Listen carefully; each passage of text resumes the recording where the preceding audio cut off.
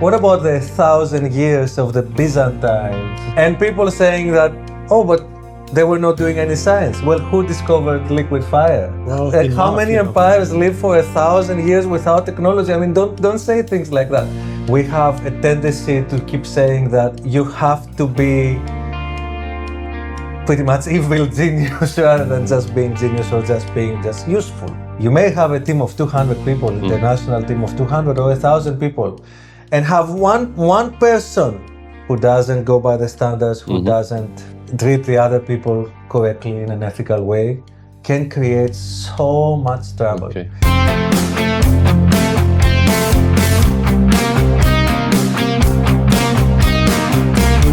Welcome to part 3 of our conversation, Two Poles Apart, with our guest today, Jarek, and you're both in your office, I guess, in the US, and we're discussing about some wonderful products being developed and some, great, I guess, ideas that can form a product using people's effort from all over the world, from a lab, and actually being on an open source basis as well. But what I really wanted to talk about right now, Aleph, is how do you manage a team like that? Because I assume you do have a team in your research or in a lab. So there's a team in a let's say traditional ways of saying, but from the way you're describing your product it's basically lots of contributors coming all together. And how do you manage this? How do you make it all going into the right direction? Maybe you can even start with how you build it. Because How I build it, yes. and How did you start? It's an impossible project. Okay, so starting,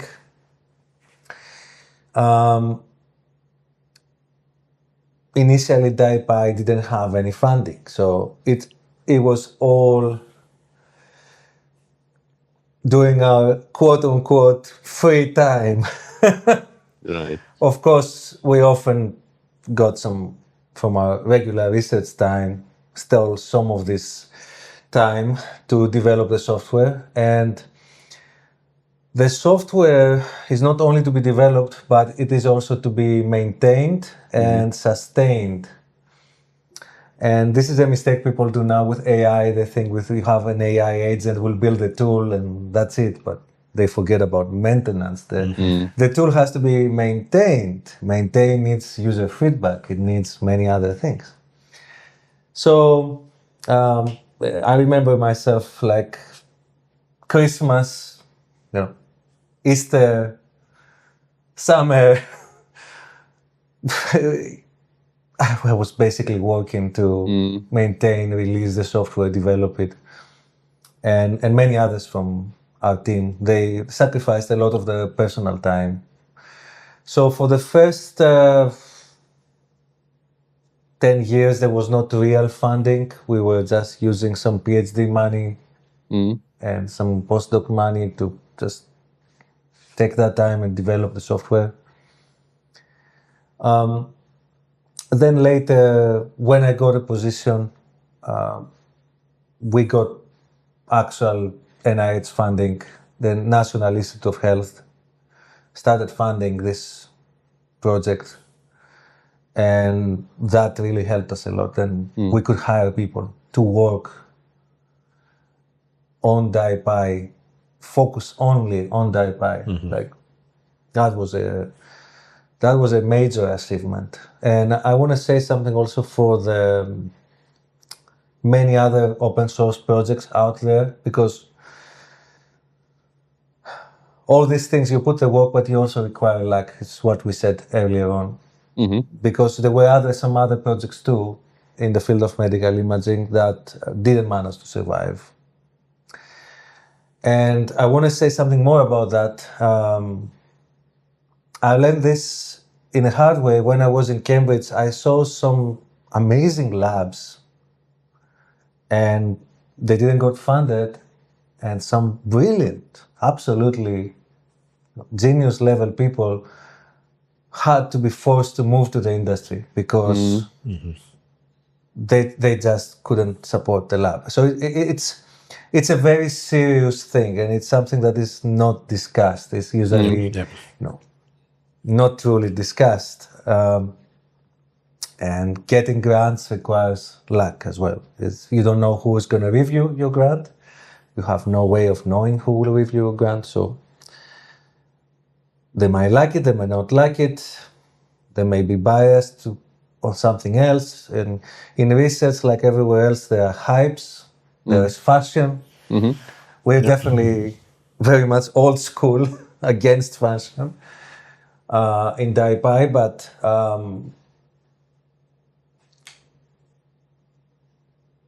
when I say that many open source projects didn't survive, DaiPi was 1 in 100 open source projects that made it. So that's not a good number, because I would say 60% of those projects, the people were really liking doing this job. They were contributing something, they were doing something valuable, but they didn't manage to figure out a way to survive in this kind of intense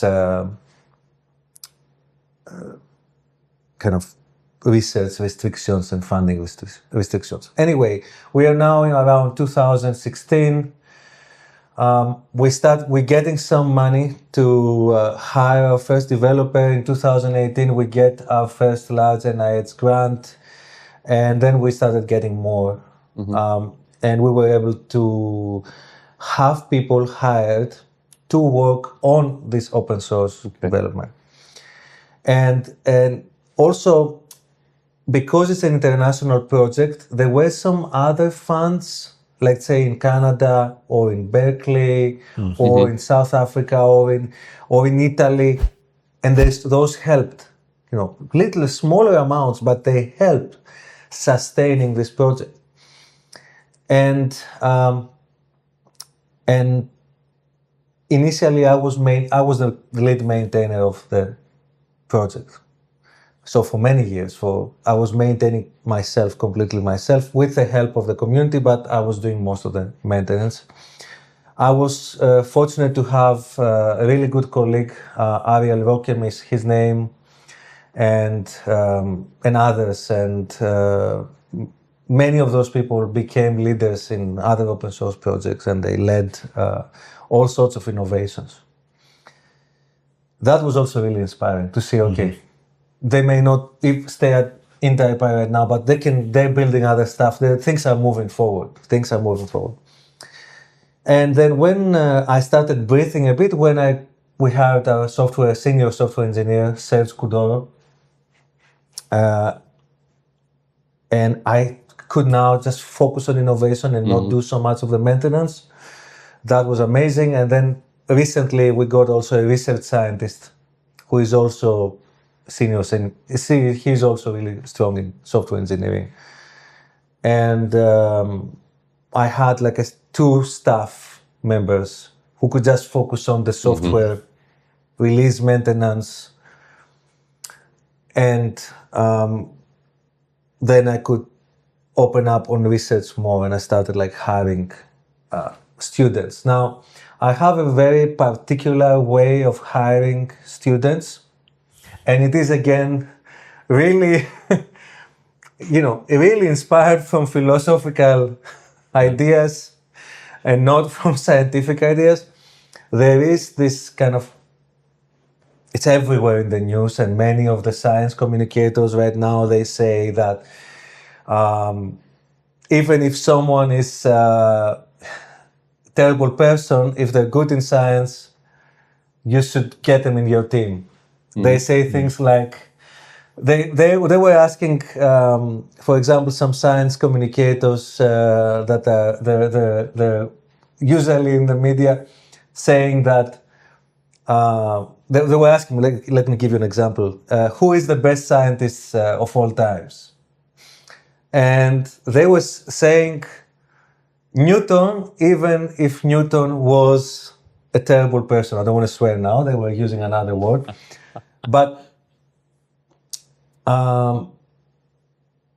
this is incorrect. this is so bad. And we have a tendency to keep saying that you have to be pretty much evil genius rather than just being genius or just being just useful. And we learned it in DaiPi very early on. You may have a team of 200 people, international team of 200 or 1,000 people, and have one person who doesn't go by the standards, who doesn't treat the other people correctly in an ethical way, can create so much trouble. Okay. And we were lucky because we saw that early. We caught that early. We saw, okay, there is this young scientist, we want to help him 100%. We want to help him. But the scientist is harassing others. He's creating problems. He's trying to take ownerships of things they're not theirs. Things like Newton did, for example. He's trying to do all these things. Well, that destroys the team. Whoever you are, even if you have an IQ of 300, even a person of IQ of 300 cannot replace a team of 20 people or 30 people. Cannot. It will not happen. So we have a very particular hiring process in my lab. And we run HR. We run HR hiring all year round to find the people who are talented, but also they can work with others. Okay. And also, we are asking them some math questions here and there. We're also going to throw some philosophical questions again that will catch people who are not good match for this lab. Sometimes these questions are so easy. You will be impressed. Like the question, why to do a PhD? Yeah. That's It takes out 50% of the people, for sure. And then the question, what is open source and why is it good for? Takes another bit. And then, of course, you ask people to code a bit, to do some math, some simple math, and you can easily figure out what kind of people they are. So we have been very fortunate. We have brilliant people in my team. In Bloomington and in the other centers, in Bloomington it's the headquarters of DaiPi, but in other campuses we have also really brilliant people there too. Something we don't do also, we don't squeeze them so much. We allow people to think a bit freely. We allow people to think. Research, modern research, they just push you, do this, do that, they do 100 things. We allow people to think. I also put a lot of effort to find projects that are useful and interesting and exciting scientifically. Many professors, they want the PhD students to find their own projects, but I don't do that. I usually, when a student comes, I'll see his profile, I will find a project that matches his character. Every student is different, every character is different, they need different treatment. And then on their third year, I then tell them, now you have to suggest a project yourself. Okay. Now work on what you want. We expose them a lot on learning how to share their code, to not be like, this kind of like scientist that who wants to make sure that whatever they invent is going to be isolated, nobody can see it. And this was how science was dealt with for 1,000 years. But I'm talking to them a lot also about the history of science. One thing like it's never discussed is like suddenly in the 1400s, you have Renaissance, you have all this, all these great minds suddenly appearing. But what about the 1,000 years of the Byzantines? Yeah, that's who, you are also part of it. I'm also from Greece. You guys are Polish. There were at least 20 universities established, and the Byzantine Empire was there for 1,000 years. And people saying that, oh, but they were not doing any science. Well, who discovered liquid fire?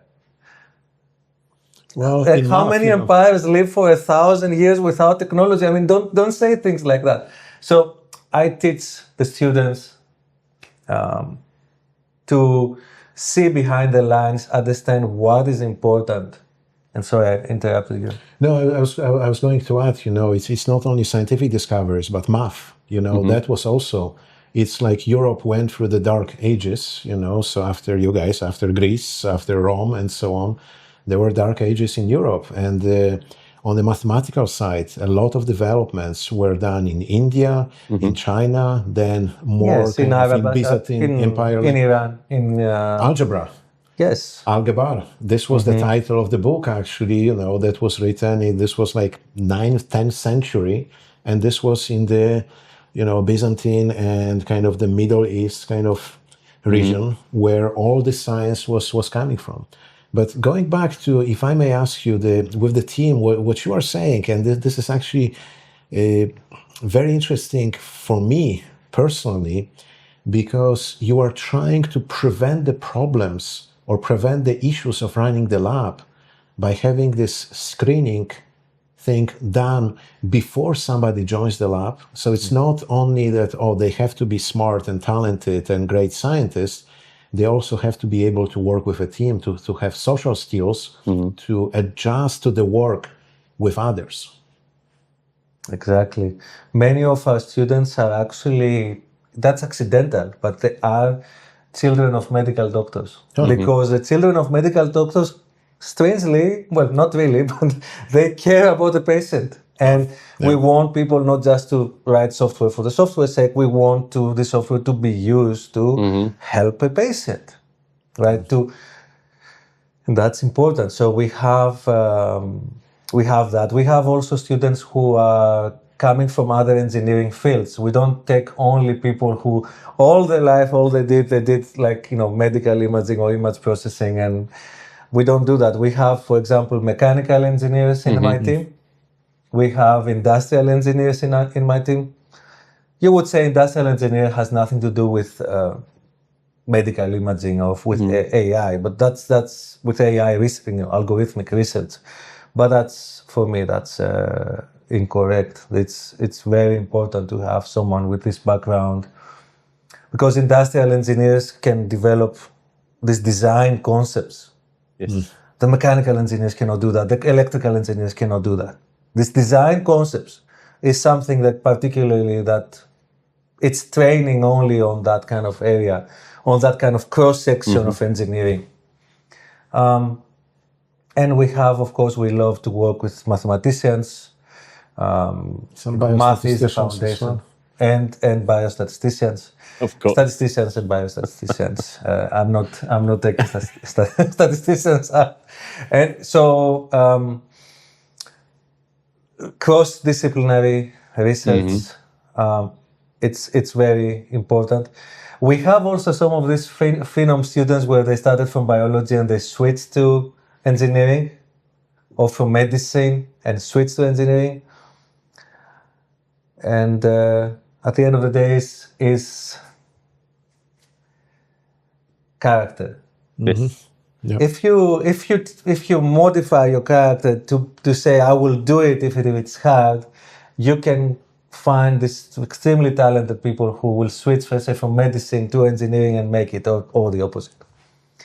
And we have many of those in neuroimaging. We have many doctors who switch to become software experts to actually build some software for the doctors. So this is a really interesting story I will tell you now. Like that, it's one of my really good friends. He was a neurologist, and you know, neurology is a lot about the physiology of the brain, right, and the nervous system. So you have patients that coming to you and they have these protocols.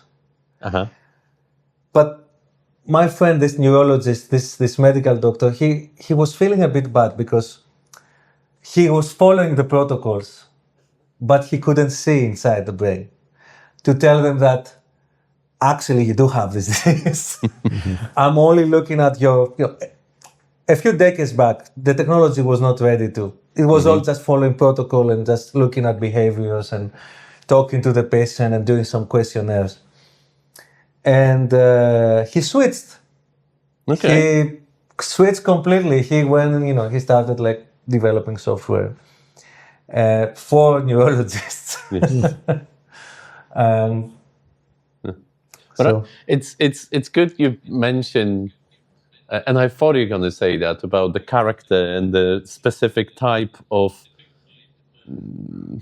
maybe not type of a person or a character, but the way around not giving up, and also the things you talk about working together in a team, but basically being open, I guess. Yeah, you said like looking beyond your world or the things you were beyond the taught for. trivial, beyond Yes, what is in front of you. and beyond what it's just for. And this is, Jarek, what you've said around. It's almost if you choose in the right way, or if you gather the right team or the right characters together, the control is not needed. Yeah, it's almost going to the right direction. You just guide the people to go into the right direction, and the energy is there to drive it all together. You don't have to spend too much time it becomes on easier, much easier. on maintenance. Yeah, like you said, you spend a lot of time on the software maintenance. You don't have to spend and burn your fuel on managing. You basically just ideating and using your experience to, like you said, to choose the right projects, for example, at the beginning, or to do that.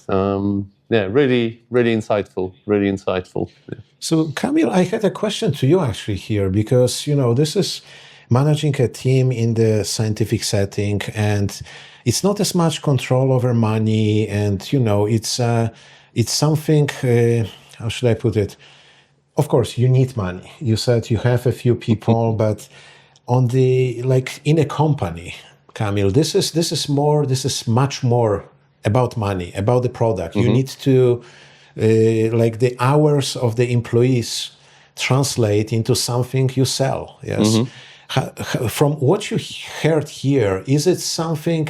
How similar or how different would you say it is?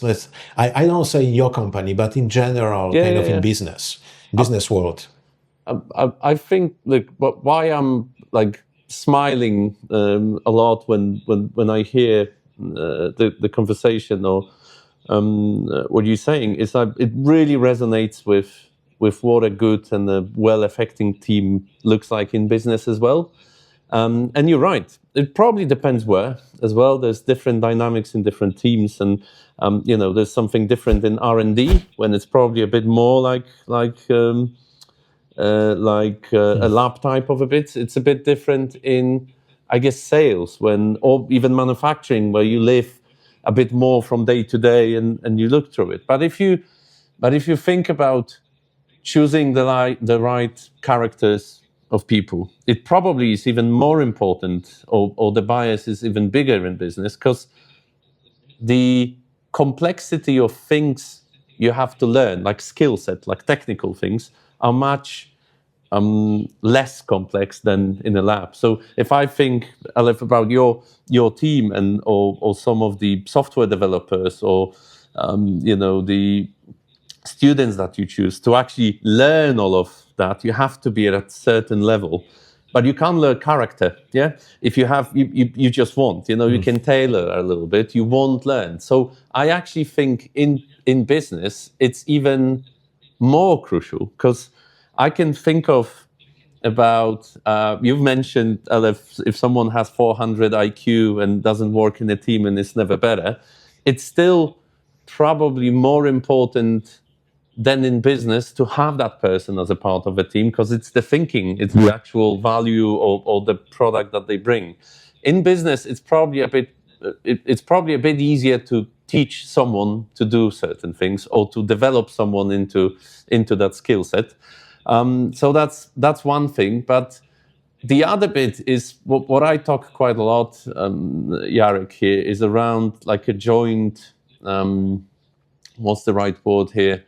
Not an objective, but a joint values or a joint, belonging into something, that you create something which in business might be a product or might be a sale, but you still have at least a part of it, that you do something meaningful, and it's a purpose. That was the word I was looking for. That you have the purpose and you go for it.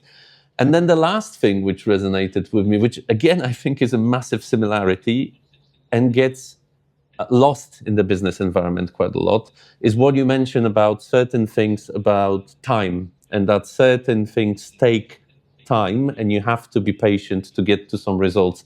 And funny enough, you'll find in some of the most successful strategies that they didn't give you, or they haven't monetized as quickly as you might think. Yeah, some of the the big ideas behind some products took a lot of development and a lot of effort and perseverance. What's the word you're using? Perseverance. Perseverance.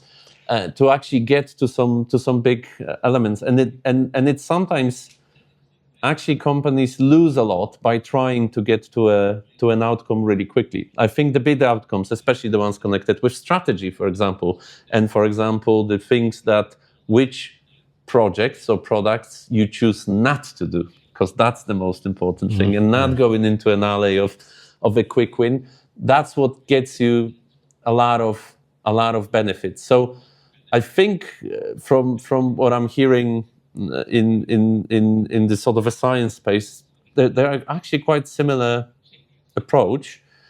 Obviously, there might be like, how it is. The world is you have to pick your battles, I guess, and probably in the business attire, the battles you pick, maybe you have to be a bit more of the money thing quite often, and then spend maybe a bit. You have a bit less time for the ideation and things, and maybe in science the ideation is actually the work, so therefore you can spend more time on it. But if you think principles, I couldn't agree more with what we've said here in the past 20 minutes. It's the same things. It's the same things. Yeah. So Ella, just you mentioned this person who was kind of like a bad apple, yes, on the team. But Yes. it's not like in a company, you have a boss, you can fire such a person. How and I don't want to go into like Yes, specific so- thing, but in an open source environment where these are not kind of your employees and so on, how do you even deal with such issues? In open source environments, you have most of the time one lead engineer. In some of them, you may have two equal setting, like of equal ranking. So there is some ranking in open source too. It's not written on stone. You don't get it here, But for example, in the software projects that are written in Python, in the Python programming language, the lead is called Benevolent Dictator for Life. Benevolent Dictator for Life. BDLF. So there is an LF, in that. So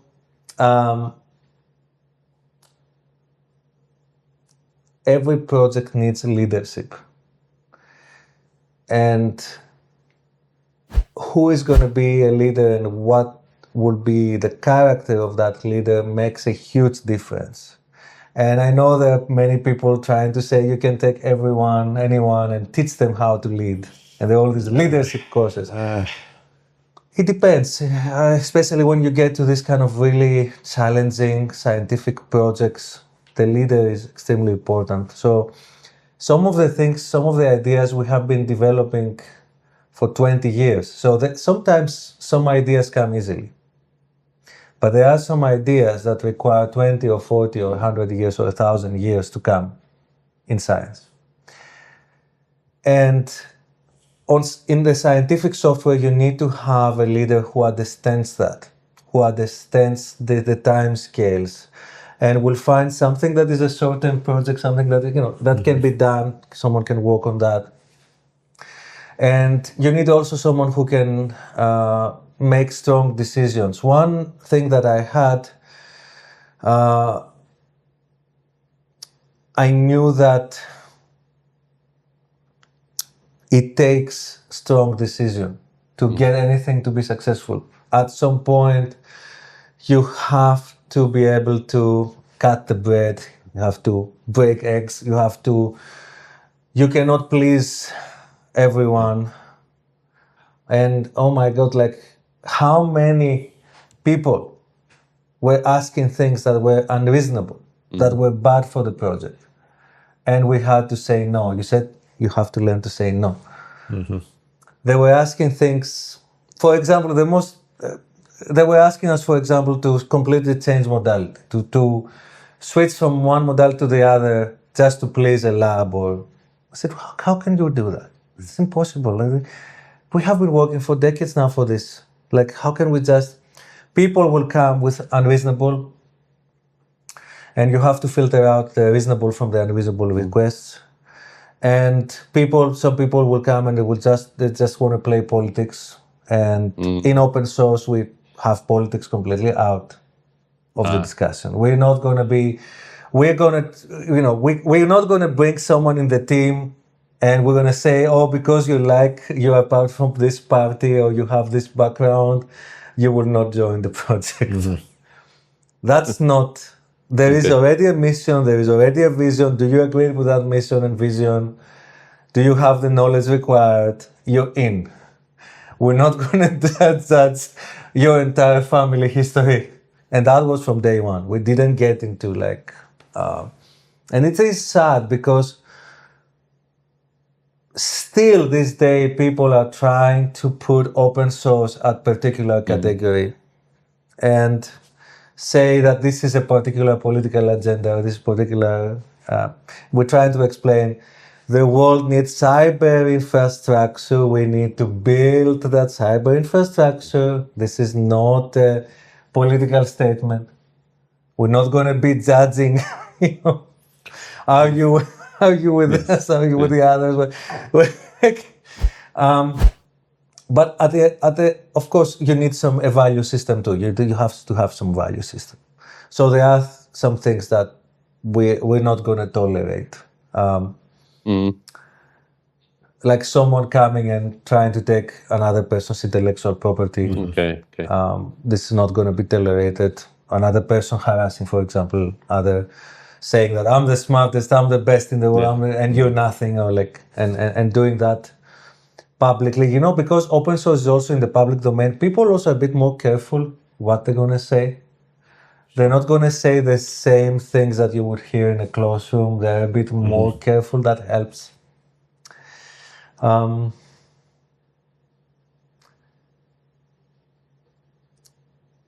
I want to say also something on the antipode, again, on the other side of this. To have a successful open source project, also to run a research lab well, people should not make the mistake of hiring only the scientists and engineers who are the classical scientists and engineers. In a sense, they want to isolate all the time and they want to just focus on one thing. You need also the extroverts. So what I have seen is when these extroverts, even though they are the minority actually, they are lesser, people who like problem solving, they like to isolate quite a bit. But those who don't isolate, they are bringing a lot of wealth in open source and in research. So for me, like now my current team, there was a moment like we were going like slow improvement. And then this new person is hired and that person is extrovert. And suddenly he starts speaking about a project and starts bringing talent himself. And I'm saying this because a lot of, that would be maybe a good advice for many leaders and professors, that they're always thinking, like, I have this employee should be hidden. And then they think someone else should be doing your sales. Believe me, sometimes the best salesperson is, again, an extrovert engineer or biostatistician or a scientist. That person is of incredible value. And of course, it's hard to get those because they know they have multiple talents. They know that they can speak, but also invent, but also develop, but also deploy. But they are a minority. Okay. Yeah. Brilliant. Jarek, I think it's a great segue to finish the part and our meeting at this point. Aleph,